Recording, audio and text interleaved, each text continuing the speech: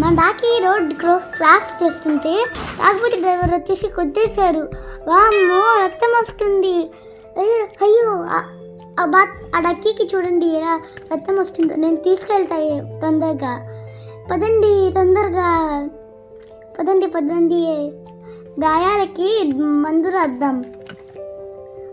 నీకు ఎలా ఉంది డక్కీ? వర్షం పడుతుండే, ఇప్పుడు ఏం చేద్దాం? నా దగ్గర గొడుగు ఉంది, ఆగు తీసుకుందాం. డక్కీ పద ఇంటికి వెళ్దామా? డక్కీ ఎత్తుకోనా నీకు? లేదా పద డక్కీ వెళ్దాం. డక్కీ నీకేమైనా ఉందా?